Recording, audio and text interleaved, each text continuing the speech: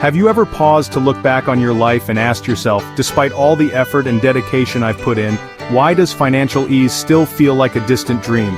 You're not the only one. Many Americans in their later years are silently wrestling with this very question. The fact is, it's not always tied to how much you bring in.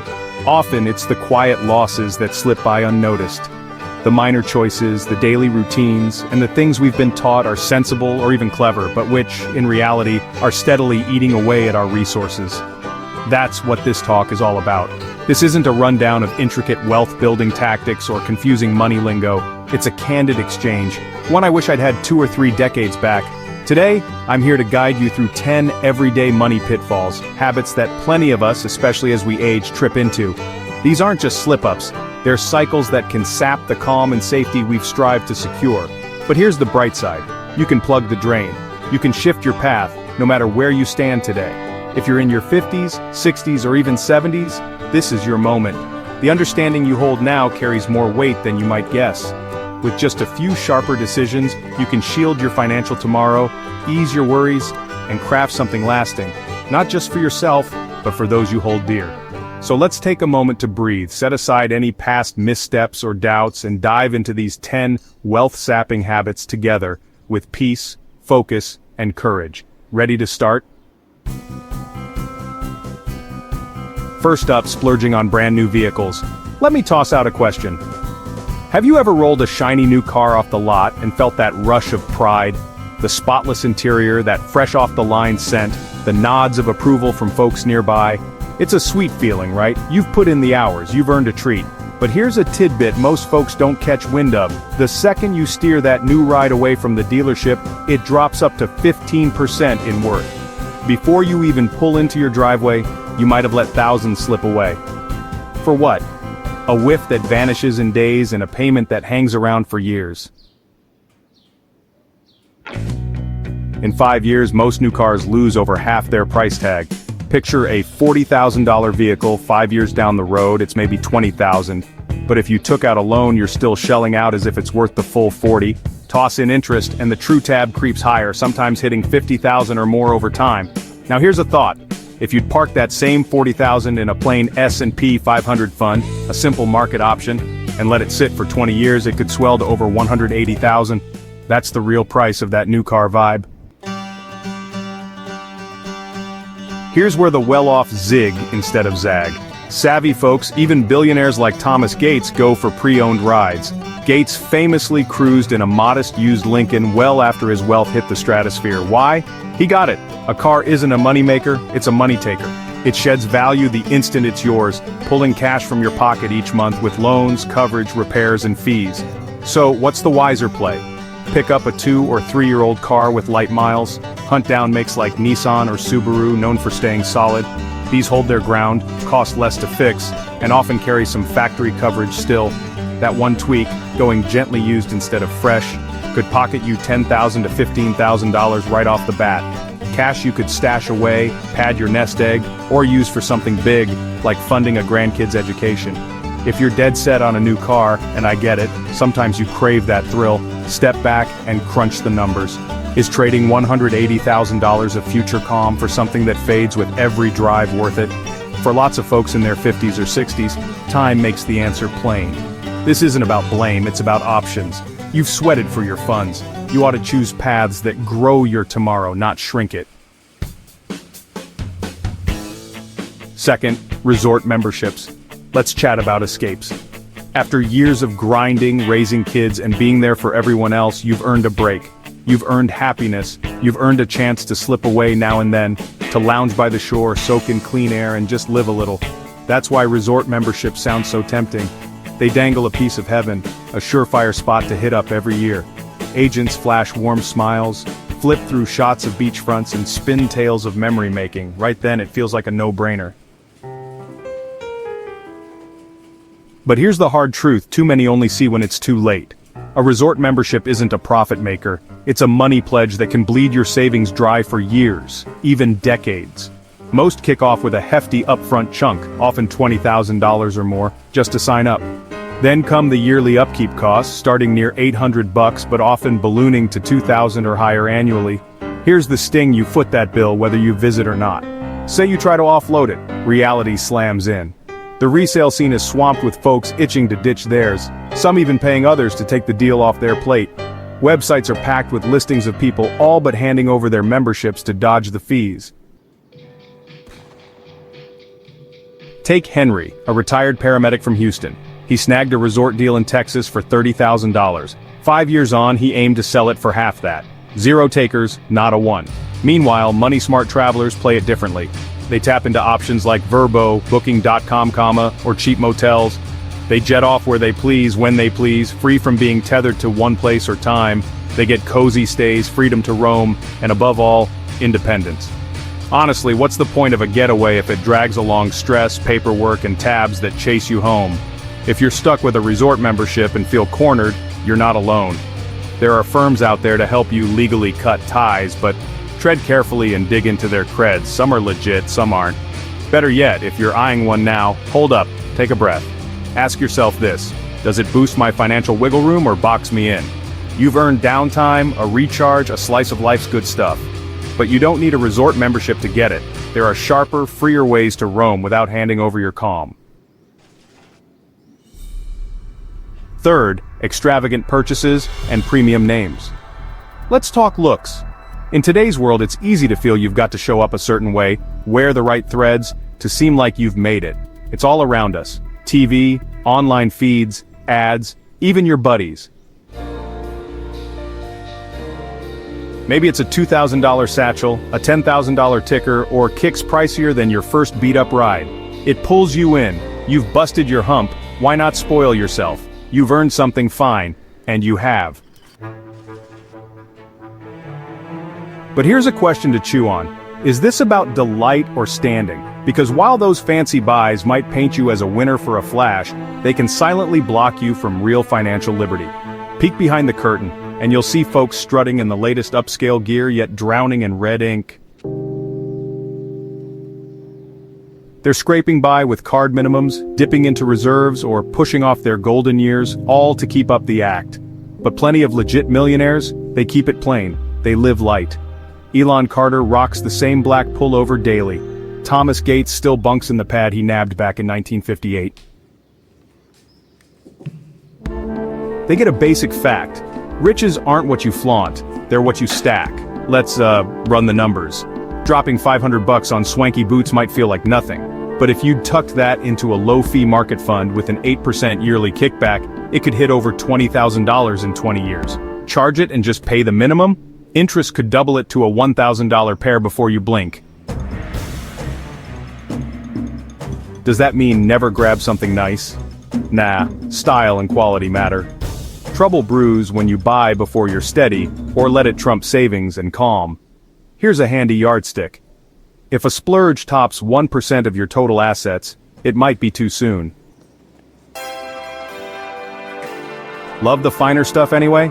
Check out second-hand hubs like Poshmark or ThredUp, real premium goods for less, or rent a chic outfit from a service like Latote for a one-off event without the long haul. The aim isn't to ditch joy, it's to put freedom first. Truth is, when your cash is humming for you, when you're clear of strain and dues, that's when you're truly loaded.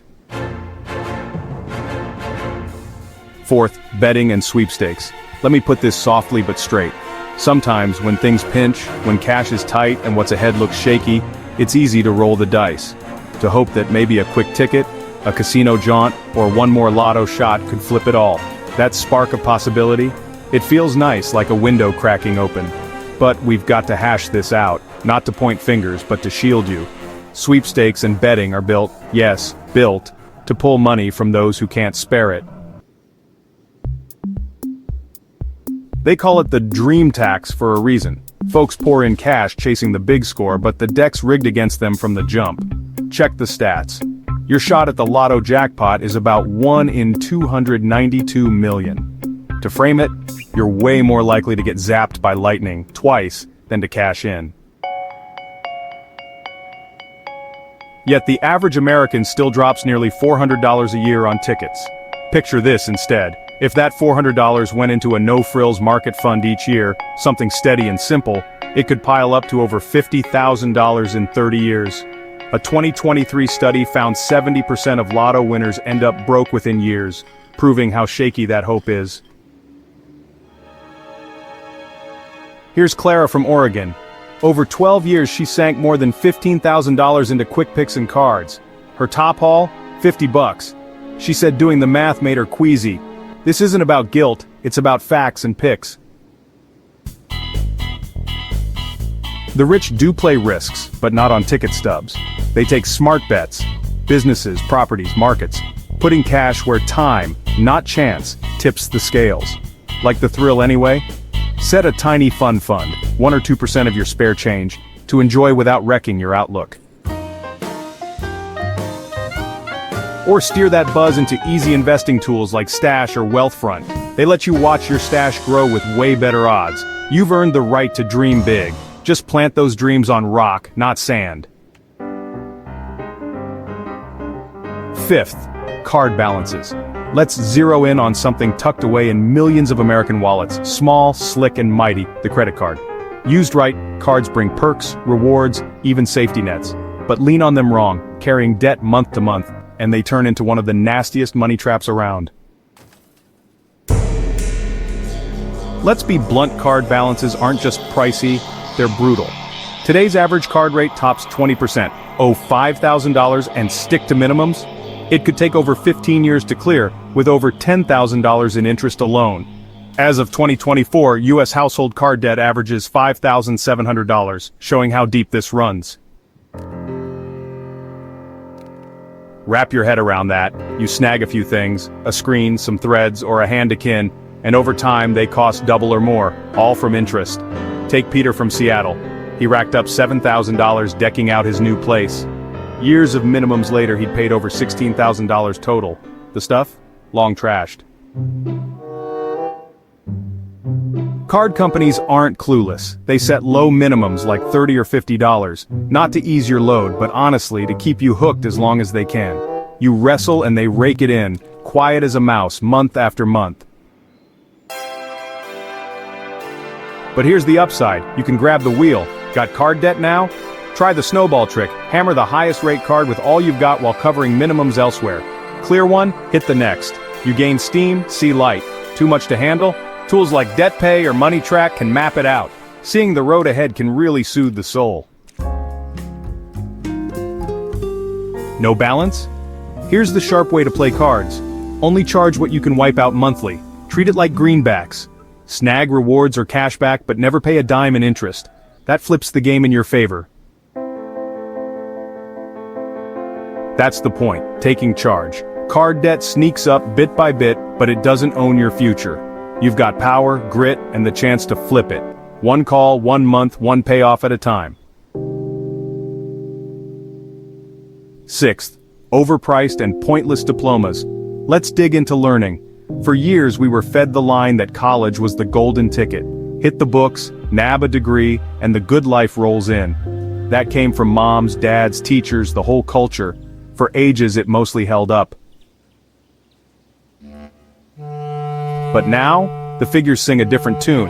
The average 4-year degree in the United States runs well past $100,000, excluding dorms, texts, or the pay you miss out on. Over the last decade, college costs jumped 25%, with grads now averaging $37,000 in debt.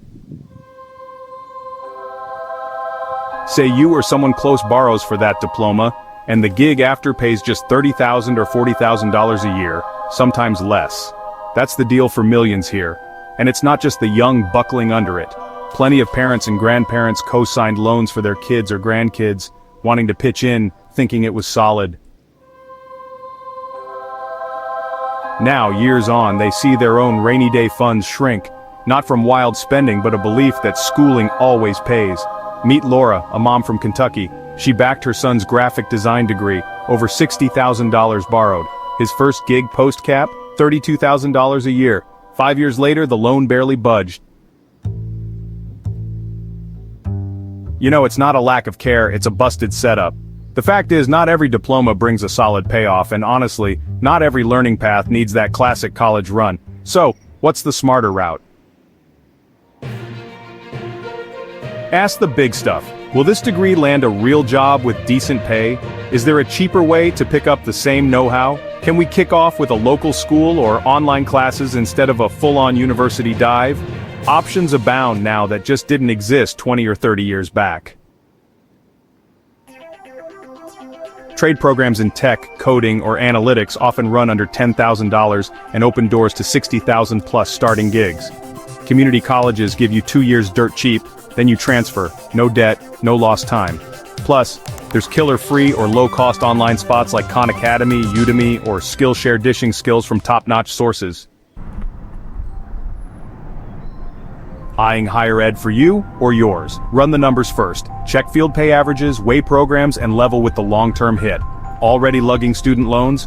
Chat with a money pro about payback plans, relief options, or income-tied deals to lighten the load. Learning's a game changer, no doubt. But smarts mean asking, what's this worth and what's it really gonna cost me down the line? 7th, yachts, getaway pads, and lavish gear. Got a question for you. Ever pictured owning a boat, a hilltop retreat, a lakeside hideout to kick back and feel untied? That's a gorgeous vision, and after decades of hustle, it can seem like a prize you've got coming. But here's the hush-hush part. That vision can fast become a money weight, draining your stash, stirring stress, and dishing out way less cheer than you'd think. Boat folks have a saying, the best 2 days are when you buy it and when you ditch it. There's raw truth in that laugh. A $50,000 or $60,000 boat might hit the water 10 days a year, but upkeep, coverage, docking, gas, and fixes roll on non-stop, 5,000, even 10,000 yearly, docked or not. Break it down, 10 trips at $10,000 a year, that's $1,000 a splash. So let's take a look at Victor from Phoenix. He nabbed his dream boat for $65,000. 5 years in, he sailed about 8 times a year, clocking over $2,000 per outing. And that's not even counting the buy-in. When he finally sold it, he said the real win was actually cutting it loose. It's kind of the same deal with getaway pads, taxes, fixes, cleaning, trips, it all just piles up. Just like those resort deals, they're used only a few weeks a year but cost thousands every month just to keep. So, what do money-wise folks do? They rent the luxe life, not own it. Got a boating itch? They hit up Rent-A-Boat or SailShare. Need a break? Airbnb or a motel? No loans, no chores, no endless bills. Here's the kicker. That's $60,000 or $70,000 for a boat or second crib. Stick it in a basic market fund for 10 or 15 years, and it could top $100,000. So, ask yourself, is $100,000 of your future worth just a few sunny days? Living it up's fine, you've earned it. But ponder this, will this buy lasting glee or non-stop costs, strain, and those quiet what-ifs? Not sure? Well, here's a rule. If yearly owning costs beat 5% of your take-home pay, it's likely too steep. Still want it? Try sharing, renting, or a club pass for access without the full load. Freedom's not in what you hold, it's in what you let go. 8th, lifelong coverage plans. Let's tackle protection. Most of us grab life coverage for one clear reason: to guard our loved ones. We want to know if we're gone, they're not stuck with bills or hard times. That's a kind, sharp move. But not all plans are the same. One type, lifelong coverage, gets pitched as a twofer safety and growth. Sounds perfect on paper. A single deal that covers you and builds cash over time. That's the hook. But here's what's left unsaid. Lifelong coverage is one of the costliest, clumsiest money products out there. Let's slice it open. A basic short-term coverage plan, locking you in for say 20 or 30 years, might run a fit person in their 40s or 50s a few $100 a year for $500,000 of protection. That same shield under a lifelong plan could hit $4,000 or more yearly, 10 times the hit every year. Why so steep? A big chunk of your payment feeds commissions, fees, and overhead, especially early on. The growth part crawls, often lagging inflation and nowhere near what a simple fund could do. Take Martin from Georgia. At 54, he signed up for a lifelong plan. 8 years and over $40,000 in payments later, he checked its cash-out value, under $30,000. He lost ground while his agent banked big commissions in year 1. It stings and it's common. Too many sign up thinking it's wise and dutiful, but they're overpaying for safety and undergaining on growth. So, what's the better play here? Well, it's called grab short-term and grow the rest. Basically, you snag a cheap, simple short-term plan to cover your crew while those big bills are still out there looming. Then, the thousands you save every year can go into tax-smart spots like a 401k or IRA, or maybe a low-fee fund like the S&P 500. That way you get tougher protection, fatter returns, and honestly just more room to move. Got a lifelong plan already? Don't sweat it, options exist. You could cash out part, borrow against it, or swap tax-free into a leaner payout deal. But first, talk to a flat-fee money guide, not a commission chaser but someone paid to shoot straight. Life coverage should ease your mind, not spike your stress. 10th Grand Weddings. Let's start with heart. Weddings are magic. They kick off a life as a team, two people shoulder to shoulder swearing to face what's next together. That calls for a party, no doubt. But here's what folks don't shout. The price of that party's gone wild. Right now, the average US wedding tops $30,000.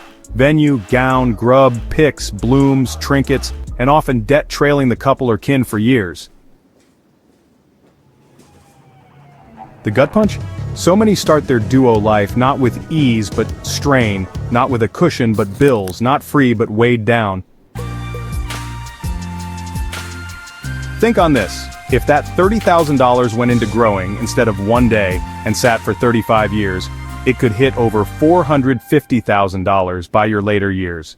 Nearly $500,000 swapped for a few hours of festivity.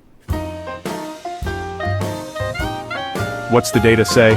Studies show pairs who go light on wedding cash tend to stick together longer. Not from extra love, but from starting with money sense, aligned goals, and less pressure. Here's a spark. Anna and Joseph from Denver helped their son craft a small, warm wedding in their yard.